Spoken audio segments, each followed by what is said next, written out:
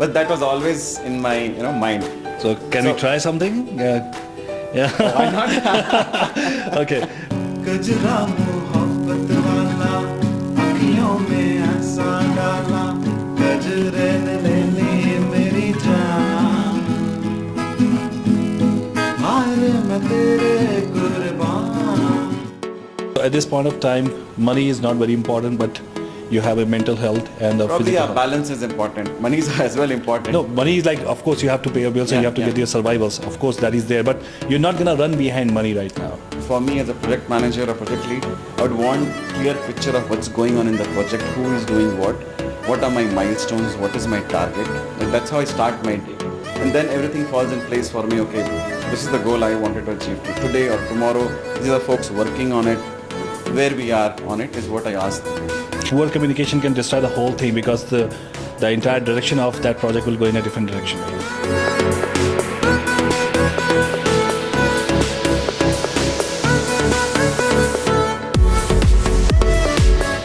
Hello everybody. My YouTube family, how are you doing? I'm sure you all are doing pretty well, isn't it? Okay. So before I start, let me just tell you I got a request from one of my subscribers and उन्होंने request किया है कि जैसे मैं पहले call open करता था वैसे एक बार फिर से उनके लिए करूं. So Abhilasha, this is for you. बड़ों को नमस्कार, छोटों को प्यार, boys and girls, ladies and gentlemen, welcome to another episode of Beer Box. And for those who are visiting this channel first time, let me just give you a small introduction about me. My name is Pramod Raj Shukla and I'm the founder of Creativity Technologies Private Limited, also holding a position of Senior Vice President at 3 Point Solutions. Another Friday, another conversation. And I'm very excited about today's session because stay tuned. I will let you know. But before that, I want to express my intense gratitude to my YouTube family for accepting this channel and giving us so much love. We are growing and we are growing by leaps and bounds. And the entire credit goes to my Beer Books team. They are working days, nights, weekends and whatnot, guys. So thank you so much for putting a lot of hard work, Beer Books team. And without you guys, I'm nothing. So yeah. So coming back to the topic today. And before I say anything, let me just tell you, I would like to give you a disclaimer that this is my opinion and I'm not generalizing my opinion to anyone. And so in the IT world, if you see, and if you talk about any profile, be it an architect or business analyst or software engineers, they all have very clear, beeline roadmap and they have the visibility of where they are heading to, right? But there is one profile that has to wear many hats simultaneously, and every hat comes with a lot of ambiguities and expectations, which is project management. So guys, today we have a guest in the studio. His name is Mr. Rishi Kaura. He has 19 years of experience in IT, and believe it or not, he can talk about software development, architecture, designing, program management, and many more. So guys, let's discuss every aspect of project management and many more things with Rishi today. Please stay tuned and watch the complete video. And please don't forget to subscribe the channel.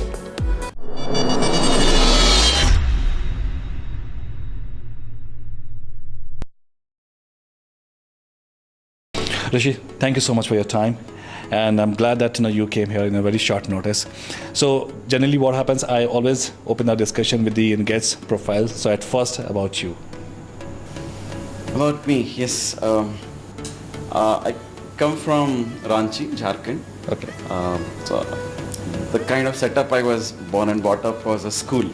Right? The ground floor was a school and my house was upstairs. So it was always among the kids, all those jhulas and all, sliders and all. So I've seen those days. Born and brought up there, but I was not, because I was principal's son. I never used to study there. So I was sent out to a mission school. So this time I went to Ranchi. I had visited my school. I met my teachers. So from there, I did my plus 2. Till plus 2 I was there. So we have a decent setup in Ranchi still.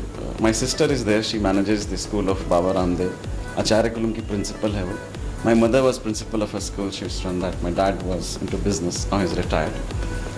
And then I came to Bangalore for my engineering, and my journey in Bangalore started. I met my wife there. Okay. She's from Bangalore. Okay. Then it was that movie, right? Two states. Ah. It was that story for us. Okay. And then corporate life evolved for me, family evolved for me in Bangalore. Okay. I have 2 kids. Okay. My mother-in-law is Arjun awardee. So actually मेरे ऊपर हमेशा बहुत pressure रहा है, because everybody in my family is so well to do in terms of what they do, right? Okay. Like my brother is a doctor, my eldest brother is into business, he's in Ludhiana. My sister is managing Baba Ramdev school, and my wife, she's a great leader. She manages everything what I do in my career as well, and for my kids as well. My mother-in-law is an Arjun awardee. So एक होता है ना घर का एक positive pressure. हाँ. That's how I have been involved. And whenever I have done something, they were my role models in the house. Right? So that's about me in short. Okay. So corporate life के बारे में कुछ बताओ आप. Sure. After my engineering in telecommunications, I did my BE from Ramaiah College, Bangalore, a good college. I got into, so I was doing GNIT along with my engineering. So I was not very confident that engineering के बाद job मिलेगा कि नहीं. So I used to do my NIT course in the evenings. So for 2 years I did that. And then me and one guy, Madhu, so we both were toppers of GNIT. Oh. So that helped me. So we were called for an interview. So I started my career as a mobile app developer. So I used to write mobile apps. जो आपके यहाँ पास phone book, image viewer आप देखते हैं, right? So such kind of applications we used to write. Then from there I evolved. I was a contractor to Motorola, Samsung, such kind of places. So I was getting a lot of exposure to these big brands, plus on the ground work on what happens. And that time mobile was evolving. So I was lucky to get into that kind of area. So from there I evolved, moved on, became Scrum Master, Agile Coach. I was a trainer. Then Android came into picture. Right? I was, me and few other folks, we learned Android, वो भी नया था उस time. So again, since my passion was training, I got into training. And I was training people on Android. Then moved on, a long stint in Accenture. I was delivery manager for a long time. Again, I used to do a lot of capability development. So we used to take freshers from college. We used to train them in agile mode. Every 2 weeks we used to see how much they have learned. And then we again reorganize the training. So agile mode पे हम लोग training करते थे. And then we used to put them in the projects. So can you talk about this training module? Like, this is a very interesting part, because I have seen a lot of freshers are, as I said before, they move like a hairless chicken. They have no idea what to do here. So can you talk more about this training sessions? Like, जब कोई आ रहा है Accenture में कोई join किया, I'm not talking about specifically Accenture and all, but what was a training module for freshers, if you could? Sure. So we first saw where they come from. What is their cognitive skill? If they come from C, they probably better fit into iOS, Apple side of it. If they come from Java background, Android is the base for it, right? Because operating system most of Java में बना. So that's how we used to pick people, and then accordingly put them into curriculum. We used to go to market, get trainers, then ऐसे हम लोग curriculum बनाते थे, and then train them, divide the group. Like I got at once around 80 people to train. So 4 different groups. We chose some testing, we chose some development, we chose some database kind of a thing. And then parallelly we used to run the training programs. And I was given 6 months time to place them into projects. This model worked for me because I used to send these folks as trial to the projects. Go be in the Scrum calls, or go understand what their reports are, go look at their apps, play around with it, give feedback. So the freshers as well got that real project insight. And when they come back, they bring that exposure to the other crowd. Right? So overall, at the end, this framework kind of worked. Okay. And may I know what exactly you are doing right now? I know you are working with Shell. So what is your portfolio there? So I am a competence center lead in Shell. It's a part of portfolio. So we call it digital workspace. So overall, the Windows aspects or the Citrix aspects, or any apps which come to Shell or mobile or Mac, right? My portfolio manages, right? And I am the competence center lead for it. So I provide technical support to all these verticals. Okay. The work I do. Okay. So if I talk about your portfolio, like what was the biggest portfolio did you manage, and what was the biggest team did you manage so far? At one point of time, I have seen around 70 people working, not in the current organization, but in the past, where I had to actually transition work from Texas Instruments. We were doing some low level, ground level work, and then we had to bring it to my current organization. Right? So that was one of the biggest, challenge I see, because we were a small company taking work from a very big company, right? And I was responsible for total transition management of that work, right? Technology-wise, the resource-wise, the documentation. There was a legacy which had to be brought. Okay. So that was one of the big work. So as a Rishi, as a program lead or as a project lead, I believe that you wear different hats of different responsibility at the same time, right? So how is the typical day of a project lead in a like typical corporate setup you have? Well, if I go by the technicalities of book, PM walk, bol dijiye aap, ya fir, the way of agile works, it has a lot of different meanings. But for me, people matter the most, right? My day starts with talking to my people. What are they doing, right? Are there challenges they have? Not only in the work front, but probably in the personal front also. And the organization I am in currently, Shell, we give a lot of importance to health, security and safety. So that's the first thing we check in the morning, if all are doing good, your well-being, your mental health, your physical health, your family is okay, then you start talking about work. Right?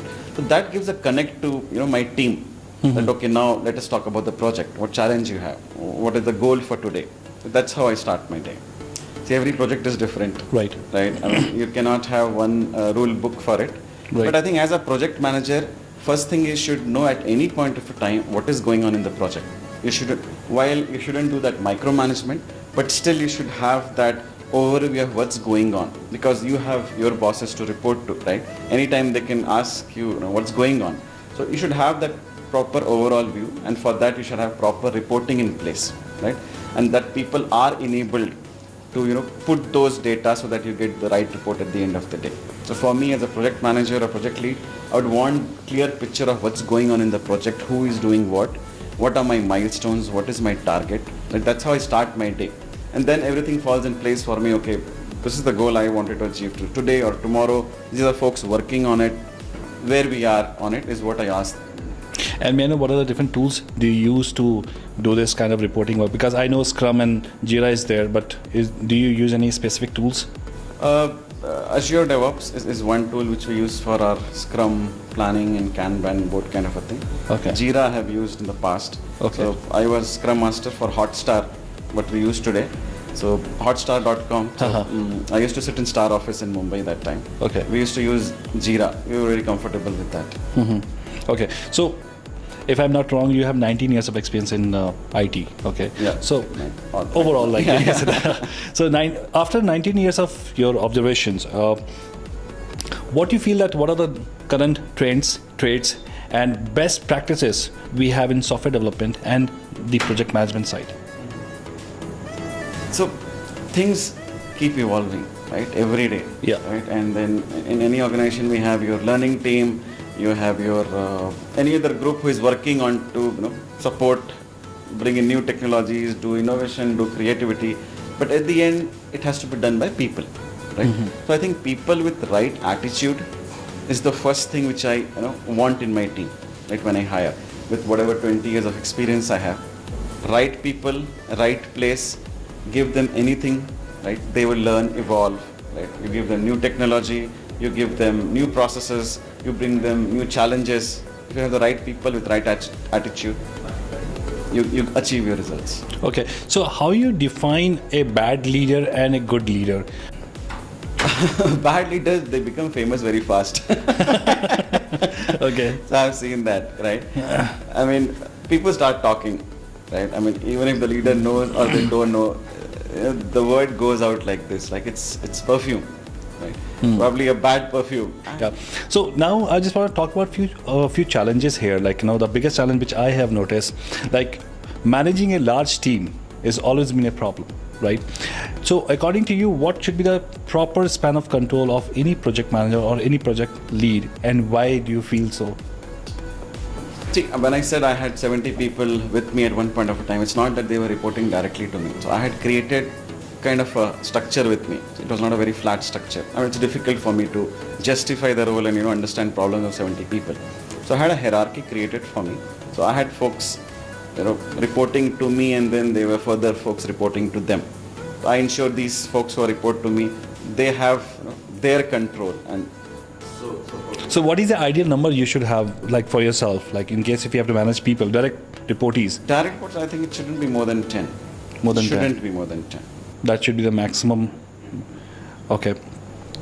Another challenge which I have noticed that when I see the hiring process right now, and why I'm saying this because I'm coming from a recruitment background and I have the visibility about domestic hiring and international hiring. Okay, and I have noticed that right now the well-established company we have, they are having a competition with startups, and startups, in my view, I shouldn't say that, but I'm telling you my experience. Startup has destroyed the complete structure of the hiring process. There is no comp and bin system there. There is no process design. Okay, they are just hiring someone at any cost, and they just want to deliver the product because they have a mindset to sell this company at a later stage. So, what are the challenges you are facing as a hiring manager at Shell or anywhere else? So, I think to understand the challenges of a startup, you should work in a startup, right? To value, what a bigger organization or settled organization mean, right? So in Shell, I think personally I have got that balance for myself, like the kind of respect. In other companies, I have seen you will be in calls. Somebody's from different countries, two people, they start talking their own language, right? And a guy like me seated here who understand only English as a common language, not able to understand. This is a big no-no in Shell. I'm just giving an example. Right? So kind of setup we provide. So that's the kind of environment we are giving to people. We are concerned more about their health, security, safety, their personal life.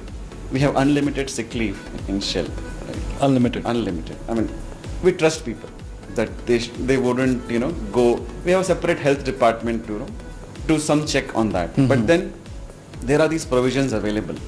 And then the kind of decent compensation compared to the setup Indian market we have. So I think work environment is very good in Shell, which helps us to let not people go to the other places. Probably a startup. There's only one reason to go out is money. But then I've seen people going out and every 1 year they want to come back. But learning is also important, right? Isn't it? Like in my view, if you ask me, startup has a different culture altogether, but when it comes to the learning part of any individual, it's very huge. So do you believe that learning is better than...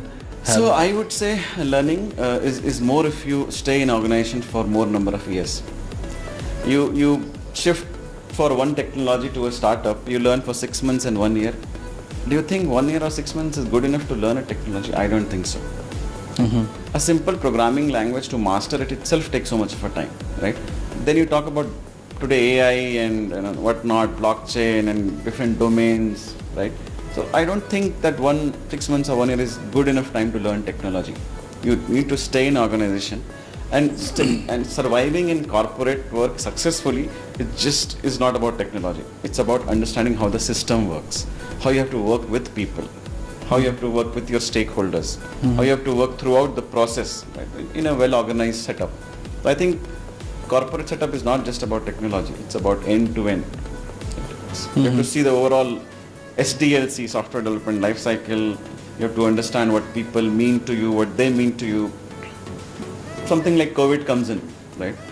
Startups would not be able to survive much, right? But bigger companies, they have well settled process. Right. I agree. So, if you talk about the salary structure, we have a lot of startups in India, and we have almost 42 startups who just joined the Unicorn Club, in 2021 by end of December. So, when you see the hiring part, right, how you are matching the salary expectation, because right now if I see, and my data is not so like correct and all, I'm still telling you, 3 to 4 years of people, they're asking for 20 lakhs, 30 lakhs. When I was, and I think you were like having only 2 years, 3 years, the salary structure was absolutely different. So how you are managing this salary expectation people are coming? See, I think going for such high salaries, the expectation from organizations are also the same, right? I mean, they'll make you work for 16, 17 hours. You're getting money, but then what you're losing is on time. A well-settled organization is giving you time as well. In that time, you can learn new skills, probably which will help you earn more later, right? That's how I think I would say people should balance that. Don't get strained too much in getting into 15, 17 hours of work. You're spoiling your health. Probably be in a settled place where you get time for yourself, your health, your family. You utilize that time to learn new things. So, but don't you feel that, in this point, like, if you talk about these stakeholders and all, first of all, we have multiple stakeholders and they are coming for different domain, different mindset and different expectations as well.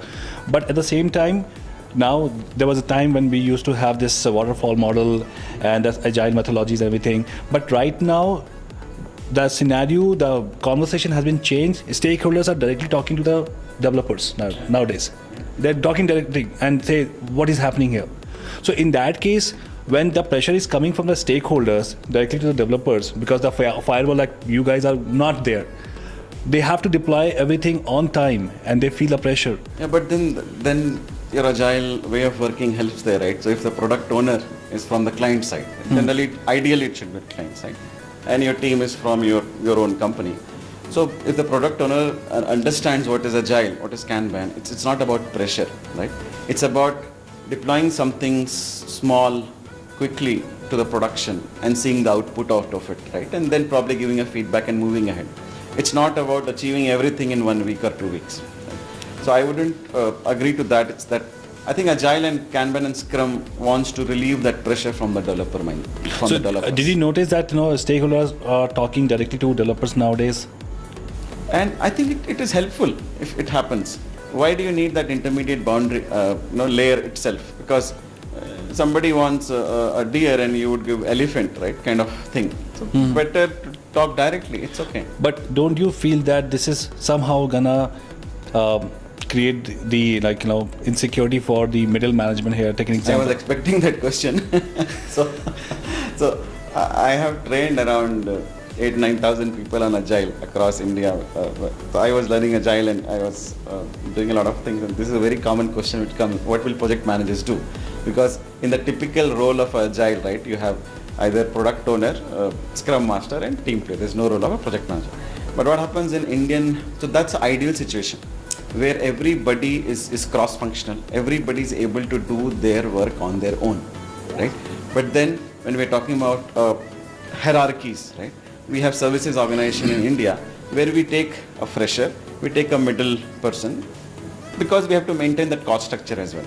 A fresher or a junior cannot do that by him or herself, right? They are not even able to go pick up something, do by themselves, deliver it end to end, right? They need support, right? And still we need reporting, right? Still somebody has to manage the cost around it, right? So if we talk about ideal setups, there are organizations who are doing it. Everybody is 10 years experience, cross-functional, 5 people, they are delivering end-to-end. You don't need project manager. But then when you're talking about a resourcing structure where you have a pyramid, I think project managers definitely play a big role in that. I can give you a situation here, and again, because of my recruitment experience, I know what is happening here. If you see the position of a project manager and business owner, they are clubbed now. They are clubbed. They don't need BA now.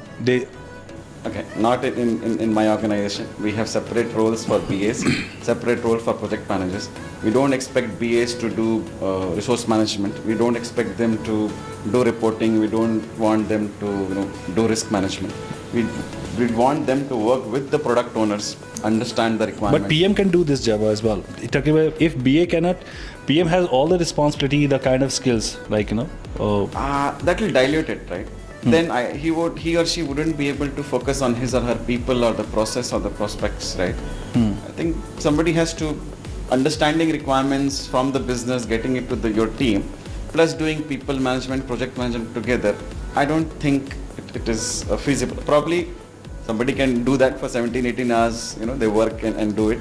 Probably that's not the ideal way of doing it. Okay. So again, like nowadays, are these project managers billable? Definitely. So I work for Shell. So we take help from the other vendor partners, right? So project managers are billable. Okay, because nowadays what I have noticed, most of the projects what we have, so project managers goes as a complementary factor for those projects to look after those things. So if that's the case, all their costs are factored in the resources. Okay. Definitely, right. I have worked on both the sides. Okay. So I know when we do the costing, everything is factored. While at the leadership level it might be zero, but then there is factors below, right, which is Okay. surplus below, which is already added. No, see, because why I'm talking about it, if you talk about a US structure, I support a lot of US clients under IT and all. So their PM goes as a complementary thing. I don't know how. No, why it is going complimentary? Because they're charging so much for the resources. The cost is already balanced. Okay, that's one thing. Okay, one important part which I have noticed, like you talk about right balance all the time. You're talking about right balance and everything. I want you to just talk about it. Like, what do you mean by right balance? What is there in your mind? For me, one thing is you should have time for yourself, right? And you should have time for your family. You shouldn't lose your health. Try to have a passion for yourself, right? It's a me time for yourself, right? So I actually always talk in terms of health, wealth and relationship, right? You should focus on your health, right? The way you are doing your project metrics, right? On a weekly, bi-weekly, monthly basis, have a metric for your health. Similarly, wealth. Have disciplined approach of saving money.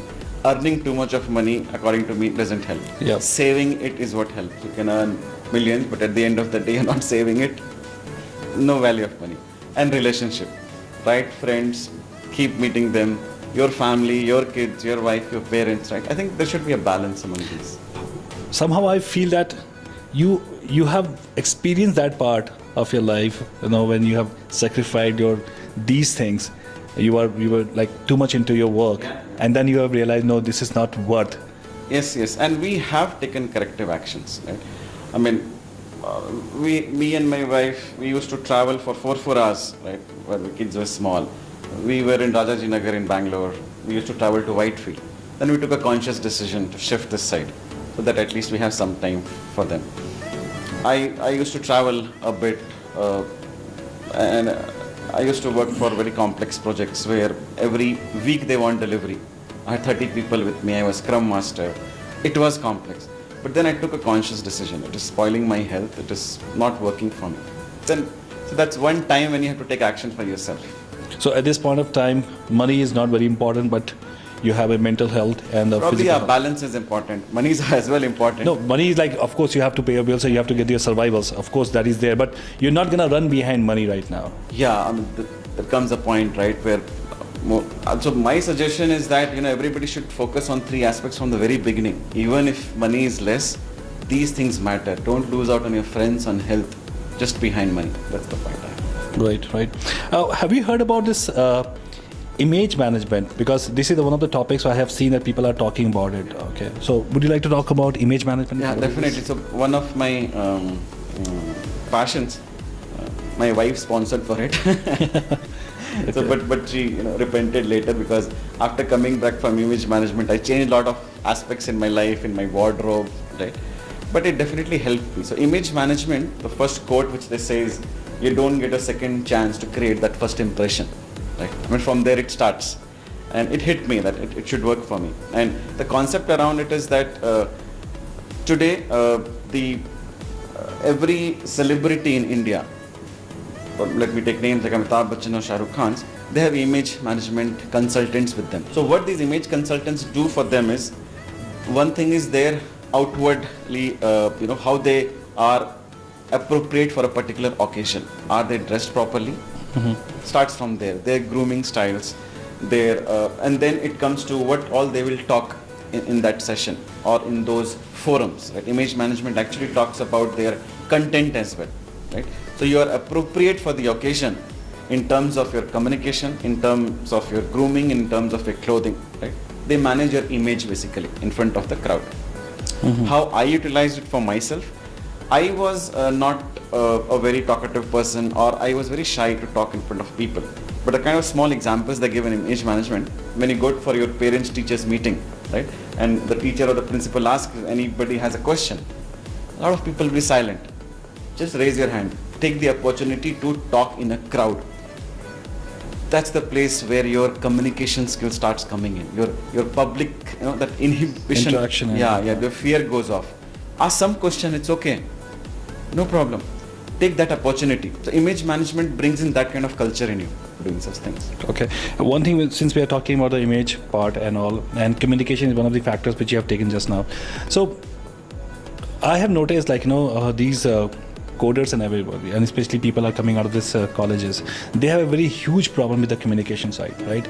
So, do we have any training program at Shell or anywhere else where they focus more on the communication? Because sometimes you have to be a voice of the customer, right? And since you are having a direct communication, so that is one of the concerns which I have noticed. So in Shell, we take experienced folks mostly.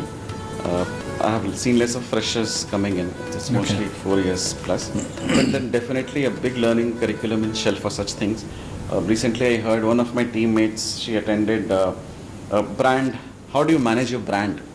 As an individual, how do you manage a brand with others? How do you introduce yourself? Right? Introduction itself is a skill. Right? How you introduce yourself. It's not about I'm this, my name is this. There are things which doesn't matter to others. So probably let us not talk about that. So definitely in Shell we have such kind of... Okay. And you said that you are also a trainer. So do you also include any kind of communication, building skills, or any kind of training module which we have in your training program? For me, as a trainer, I first ensure that my crowd is with me. Right? Okay. So I use skills which I have learned, probably bring them onto the same page. So one example is in one of the sessions which ran for a week, it becomes monotonous, right? Same faces, right? It takes 1 or 2 days to understand people. So I brought a common forum that first 10 minutes we'll talk about Spanish. Everybody learn a word and come and talk about it. So what happens, you give them 10 minutes, everybody wants to showcase their own skills because they have learned something and come. They'll come to the board, they'll do something and all, and then go back. They become comfortable. They have fun to begin with. I think that's again a part of communication. How you bring people together, how you make them comfortable. Once they are there, it's very easy to communicate with them. They all have smiling faces to start with, and you convey your message to them. Yeah, because under the project management part, one of the strongest things I have noticed, communication. Poor communication can destroy the whole thing because the entire direction of that project will go in a different direction, right? Correct. And the communication is about sending the right message, right? And it's not only what you are talking, it's about that person is understanding or not, right? It's a two-way. See, I can talk great vocabulary, I can put jargons around, but if the other person is not understood, it doesn't help. So in the way I do it, if I have done some communication either through mail or when I'm talking, I probably take a chance to ask back, what have you understood about it? Can you present it back to me? Not to everybody, but where up. So Rishi, so let me just give you the theme of this platform. Of course, we talk about project management, we talk about different aspects of project management, but the idea is to help the freshers and experienced people who are trying to step into the project management side. So we're going to talk about those things. So this is another segment of the conversation here. So when you take an interview, okay, and so how do you want a person should describe the project in front of you? So for me, if an example of a fresher, right, if he or she comes to me for an interview, I would say where does the person come from, right? It's an engineering background or any other graduation, right? So probably I'll get into his or her favorite subject, right? And then I would actually ask that person to pick up a topic from that subject and talk to me. I would want to see the passion or the interest, what the person has grown, how in-depth that person has gone into a particular topic, right? If he or she is good at one thing, I can actually try to scale it up or relate to what that person has to do in my project, right? Because definitely what I am doing, that person cannot relate to. So I would want to relate to what that person is doing and try to match. That's the first thing. Whatever that person is doing, he or she has a real passion for what he or she is doing. And since that person is coming from just a fresh graduate, subject or the projects what they have done, probably they have gone to any other institute or done their internship for 3 months or 4 months, probably explain it to me. And then I would actually get into detail of that. I hope it's not superficial. If it's superficial, I wouldn't go ahead with that candidate. I would want that person to actually learn that thing well, even if it's very limited. That is important for me in the project as well. Whatever coding he or she does it right. If they're coding, are they unit testing it? Are they reviewing it? Is it bug free? एक 100 line का code भी है, right? It should be perfect. So, and you're talking about the fresher work, right? But when you talk to experienced people, like having a 7 or 8 years of experience or in IT, especially in the coding side, so how do you want them to explain the project, or what should be the ideal way to explain the project and their responsibility on the project? I would probably expect them to explain me a top down, right? Starting from the reason this project exists today. I mean, if that person is an experienced person, we would expect some kind of leadership way they talk in communication.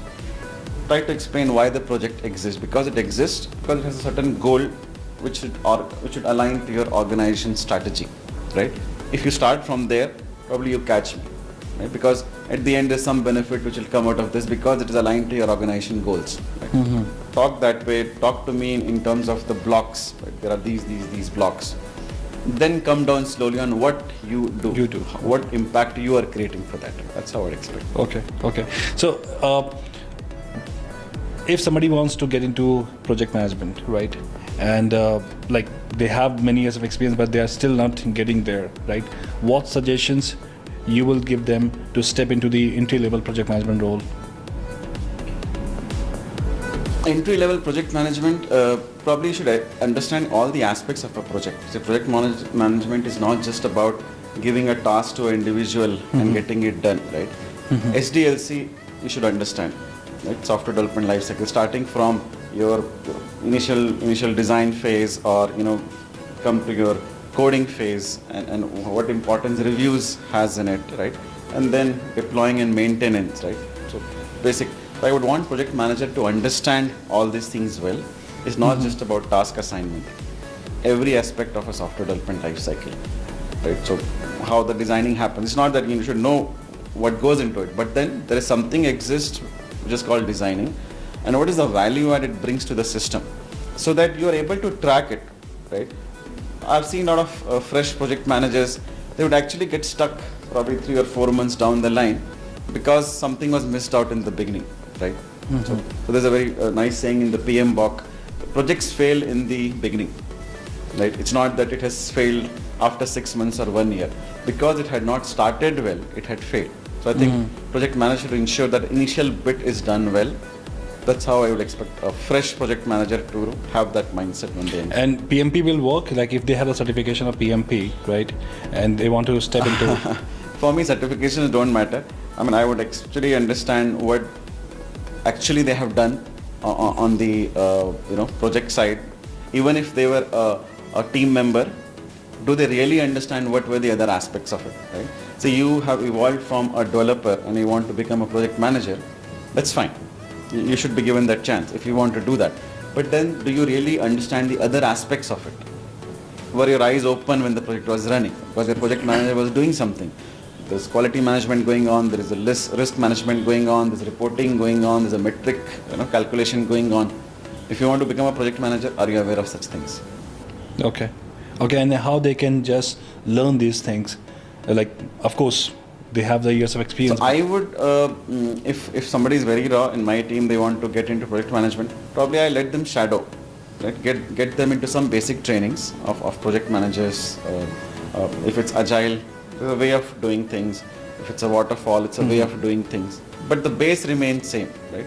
There'll be design, there'll be reviews, there'll be coding, there'll be deployment, there'll be maintenance. So you should understand that probably by being part of a project as a shadow. Do some basic training as well. Okay. There's one question, since we're talking about the freshers and all, and fresher hiring as well. one question I do not understand that when people are being asked, and this question comes up all the time. Why should I hire you? I find it very funny because that's why you have to hire me. This is what I believe. But I want to understand, like, what does that mean in your book? And what is the idiosyncrasy of this statement that why should we hire you? So I'm a certified assessor in Shell. So I do a lot of interviews myself. Because when we were setting up Shell in India, we were very few, the IT hub. So we underwent a 2 days training. And a lot of such things were taught to us. So first thing was told to us that go with the mindset that you have to hire the person. Right?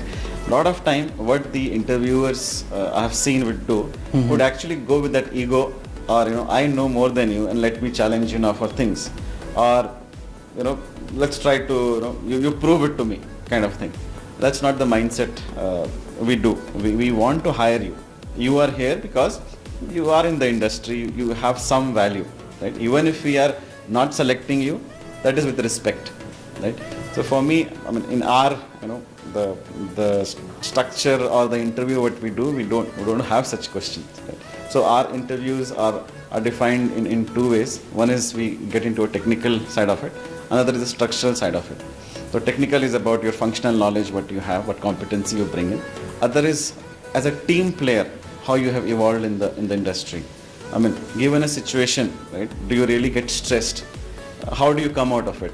Right? I mean, have you got negative feedbacks or improvement feedbacks, and how have you taken it? Kind of questions, right? So we do a mix of technical and structural. Okay. Interestingly, when you and I were talking about this interview, you did mention that you are helping your kid to learn Java. I think you did mention, right? So I want to understand, like, how you gonna, what kind of suggestion you will give to the freshers to shape up their career into IT if they want to. Sure. So I can relate to it. So my son Aryan, he's around 15 now. He entered 10th, and he's studying Java right now. So I come from coding background. So the kind of concepts they are learning today, and the kind of interview when I do right today as well for a 10 years experienced guy, same basic things I'll ask. If it's object oriented, there are some basic concepts which I'll ask. So I teach give them the importance of this education at class, even at class 7, 8, 9 and 10. What you learn, do it right, because this will be used tomorrow in interviews as well. I mean, if you see the aptitude test, what is there, right? These are all 6th, 7th, 8th ka maths, right? Which all these competitive exams have. So if you do it right there, it really helps you in your career further. So, but if somebody wants to get into, take an example of, I'm a fresh graduate and I want to step into Java, and now I consider Java as a deep ocean. Like, we have a lot of skills under Java, but the second part is a integrated system now, front end, back end, full stack, everything is there.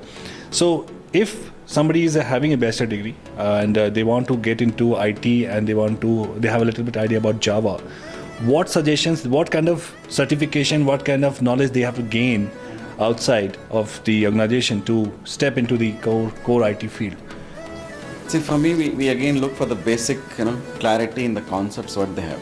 If they say that they know Java, probably I would expect them to on the board design a module for me, right? How a Java, what all would you do in Java, right? So my suggestion to freshers who come for interviews would be, have your basics right. If you're talking about a concept, tell me how would you implement it or where it will be used. Right? So that practicality I want to understand. While you can learn online, do certifications or go for coaching or training, but then at the end what it matters for me, when I take you into my project, first day, how will you act? Do you really know how to set up the environment? Do you really know how to install? Do you really know to write a hello world program? Right? Then only you will be able to relate. I don't want to, if I'm taking somebody, right, I don't want to, commit on my training for first 3 months, right? Because that's expense for me. I mean, that can be a separate curriculum altogether where we want to train. But then if you don't want to train, I would expect that practical knowledge you bring in. Even if you have not done in the past, there's a lot of training, coaching, self-studies you can do too. under the same situation, I want to talk about the education system here. You also did your bachelor's, right, engineering. The kind of courses, the kind of curriculum you had at that time, and when you compare this, curriculum right now, do you feel that there's any changes that happen? Because when I did my engineering, I used to learn C++, right, and still I believe that they are teaching the same thing when, like, everything is going away. We have AI, we have machine learning, we have a lot of things are coming in, but courses. No, I think basics remain same. So I'm myself learning Solidity now, which to write smart contracts on blockchain, right? Same object-oriented concepts. The name is Solidity, but the same kind of, you have to write contract, which is a class which comes from C++. You have same kind of data types, variables, inheritance. So the base remains same, I would say. We mean say syntax will be changed. Syntax will be changed, or there will be some different keywords here, but the base concept remains same. So again, going back, right? If you're doing, this learning any language, learn it well, object-oriented, non-object-oriented, any scripting language, any other new technologies based on those. Because you talk about AI or ML or anything, at the base, those are the things that are getting used. Okay, fair enough. So you talk about blockchain. You just said blockchain. So why blockchain, and why you feel that you should learn blockchain right now? Yeah. So the buzzword, the Bitcoin, Ethereum part. So first thing is, blockchain is not just Bitcoin, right? I mean, from there it started for me, that inquisitiveness, what's happening, right? Then I learned this blockchain. I entered into a course with SP Jain, and I learned the overall ecosystem of how blockchain is working, why countries are accepting it, not accepting it, right? So on the ground, simply saying blockchain is just a database, right? But it's a more advanced database. It has its own characteristics of immutability. Nobody can change things in that, right? A lot of such concepts are there. The world will, I feel, will evolve towards blockchain because it reduces a lot of intermediaries, right? If I have to transfer money, example, I have to transfer money from myself to you, I don't need a bank in between. If we both are on blockchain, a similar network, I can just transfer money to you without paying money to anybody else in between. Or any transaction can be tracked. For example, I'm buying I don't buy that, but Gucci shirt, right? To ensure that it has really come from, a place where it should belong to, from where it is really that kind of right brand. The overall transaction of it can be tracked from the manufacturing to the logistics to the retail store where it has reached. So if I'm buying a Gucci shirt, probably I do some scanning and I can see a history of it on blockchain. These are the use cases of blockchain. So I feel blockchain has good use case as we go further. A lot of countries have started to adopt. A lot of countries have banned it, but then I think it has good. Eventually, I think all the companies will accept it, right? Probably 10 years down the line. Yeah, okay. So we are pretty much done. We talk about a lot of aspect of different thing about project management, blockchain, and whatsoever. Personal story, that is very important because I know, and let me just show you the personal stuff as well. He's a very good, I should say you are a good guitar player, or you are still learning? I'll call myself beginner. I have a good teacher, and I'm still into open chords and stuff. So I started to learn this during the COVID times. I was at home, but that was always in my mind. So can we try something? Yeah. Why not? Okay, we're gonna have a guitar very shortly.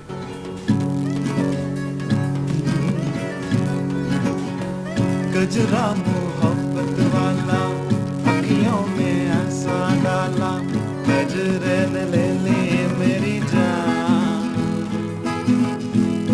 हाय रे मैं तेरे कुर्बान दुनिया है मेरे पीछे लेकिन मैं तेरे पीछे अपना बना ले मेरी जान हाय रे मैं तेरे कुर्बान गजरा मोहब्बत वाला अखियों में ऐसा डाला गजरे ने ले ली मेरी जान हाय रे मैं तेरे कुर्बान आइयो कहाँ से गोरी आंखों में प्यार लेके चढ़ती जवानी बाहर लेके दिल्ली शहर का सारा मीना बाजार लेके दिल्ली शहर का सारा मीना बाजार लेके झुमका बरेली वाला कानों में ऐसा डाला झुमके ने ले ली मेरी जान हाय रे मैं तेरे कुर्बान दुनिया है मेरे पीछे लेकिन मैं तेरे पीछे अपना बना ले मेरी जान हाय रे मैं तेरे कुर्बान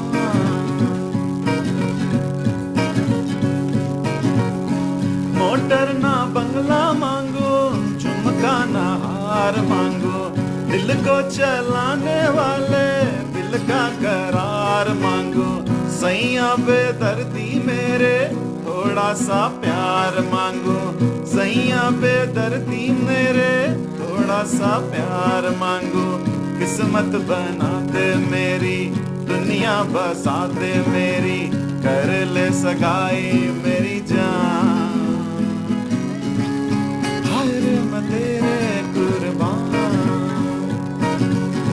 गजरा मोहब्बत वाला अखियों में ऐसा डाला गजरे ने ले ली मेरी जान हाय रे मैं तेरे कुर्बान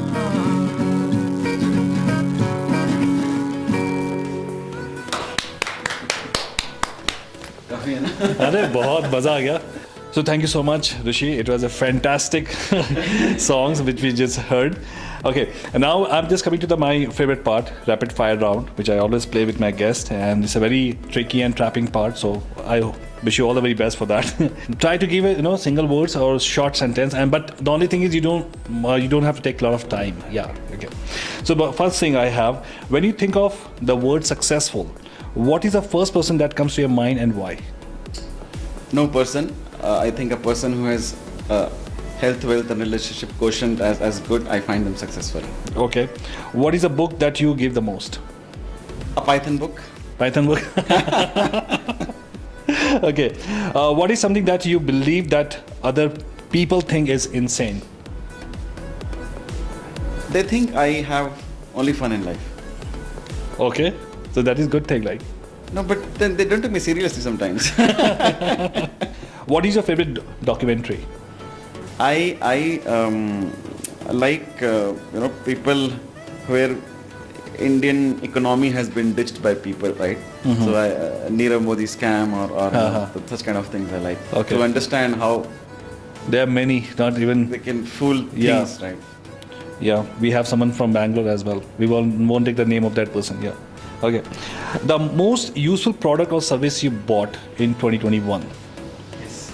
So I have an app known as Tap, which I use for my guitar learning. Okay. And not very costly.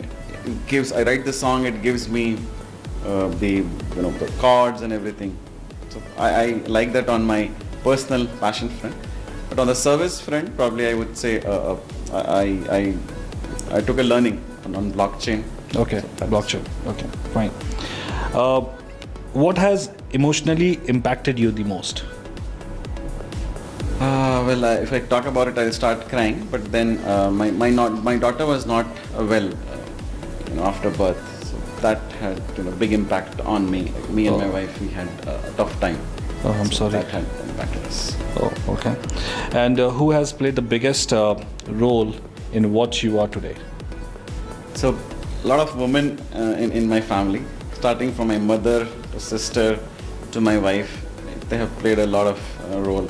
So, in my well-being or personal growth, my mother and my sister, as I grew up, in my after I came to Bangalore, I came from that time it was Bihar, right? So my grammar itself was not that great. The way I used to talk, the communication, right? Starting from that aspects to a lot of things, my wife has catapulted me in everything. Today also she sees that how am I doing in corporate, how am I working, what am I working hours, am I really motivated, right? She gets that sense of feeling and then she talks about it to me. So I feel I think that is going to be very interesting to meet her and just talk about. Yeah. She's with Accenture for 20 years now. 20 years? same Wow. company. Yeah. Amazing. So that is pretty much done here, Rishi. Thank you so much. And before we conclude this conversation, I would like you to address or give any kind of suggestions to my viewers, anything who are watching us. I think I repeatedly keep talking about this health, wealth, relationship. Focus on all the three. Just one doesn't help you in life. Have good health, have good wealth, have discipline. Good wealth, I would say discipline. Invest in mutual funds. I'm a big fan of that. Yeah. And relationship. Have your old friends, your family, like keep in touch. Thank you so much, Rishi. Thank you so much for coming. I have a small gesture for you. This is a kind of certification we always try to give. So this is for you. And I hope we have selected the right picture, which is